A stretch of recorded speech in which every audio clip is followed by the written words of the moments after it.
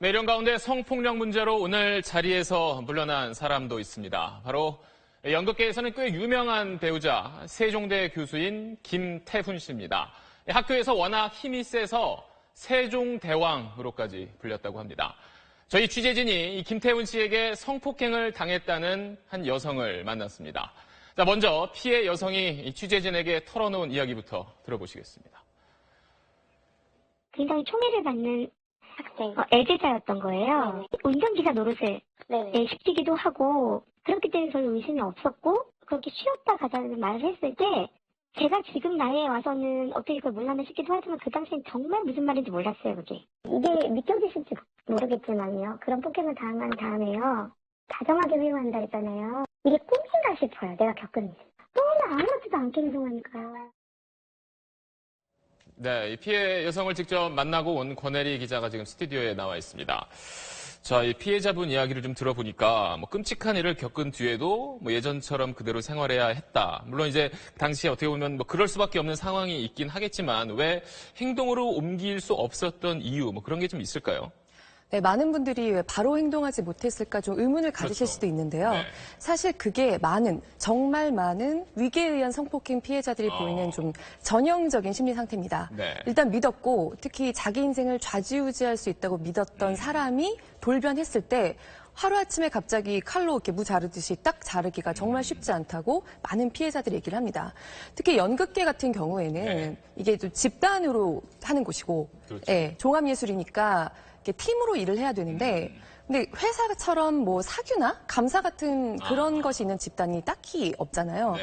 그래서 더 위계에 의한 성폭력이 더 무섭게 느껴졌다고 하고요. 그 뒤에 하는 말을 들어보시면 좀 더 이해가 가실 것 같습니다. 같이 들어보시죠. 네.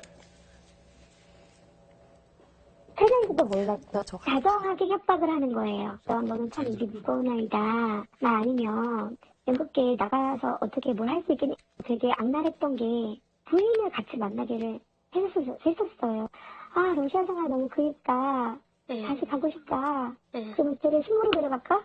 너 같이 갈래 식모로? 이런 식으로 하면 저는 그냥 웃고 있었어요. 저는 그런 심리 상태였어요. 그게 거절하거나 이럴 수 있는 상태가 아니었고, 그리고 나서부터는 제가 이제 몸이 아파지는 거예요. 정신과 치료도 받아야 됐고, 그다음부터는 제 삶이 완전히 망가진 거예요. 겨우 목숨을 부지하고 살았어요. 겨우. 너무 자녀 지도를 많이 해서 정말 20대가 없어요. 한 학기 다녀봤는데 못 다니겠더라고요. 한 학기 다녀봤는데 이미 그 사람은 절대 권력이어서 심지어 다른 교수님 수업에도 개입해서 들어가 자기가 막 해줬더라고요. 네, 정말 한 사람의 인생을 어떻게 보면 망가뜨린 그런 일이라고 할 수가 있는데, 자, 김태훈 교수 또 이 세종대 쪽에서는 이것에 대해서 좀 반응을 내놓은 게 있나요? 일단 김 교수 부인한테는 제가 여러 차례 연락을 시도했는데 닿지가 않았습니다. 학교 측에는 사퇴 의사를 밝혔다고 말을 하고요. 학교 측에서 지금 김태훈 교수에 대한 제보를 수집을 하고 있는데 그 성추행 피해자 한 명이 더 추가로 제보가 왔다는 얘기를 전해 들었습니다. 세종대 측은 일단은 사표를 수리하지 않고 금요일에 인사위원회를 열어서 직위 해제하는 방안을 검토하고 있고요. 세종대 교수들은 조금 전에 김태훈 교수에 대해서 최고 수준의 징계를 요구한다. 그런 입장문을 내놨습니다. 네. 그리고 좀 이걸 좀 물어보는 게 좀 조심스럽긴 한데 혹시 피해자분이 저희 취재진한테 이런 어떻게 보면 끔찍한 일을 당했던 경험을 털어놓게 된 계기, 이유에 대해서 혹시 좀 들은 게 있나요? 네, 저도 조심스러워서 이것은 피해자분이 하시는 말씀으로 직접 들어보시는 게 좋을 것 같습니다. 네, 같이 들어보시죠. 들어보시죠.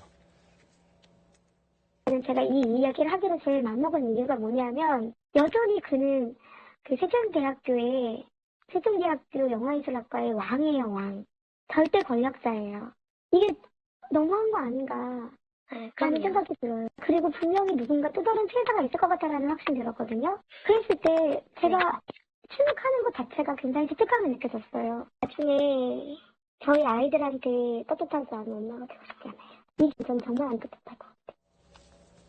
네, 이렇게 침묵하는 자체가 굉장히 죄책감이 느껴졌다. 또 떳떳한 엄마가 되고 싶었다. 이 말이 좀 기억이 남네요. 네. 권혜리 기자 잘 들었습니다.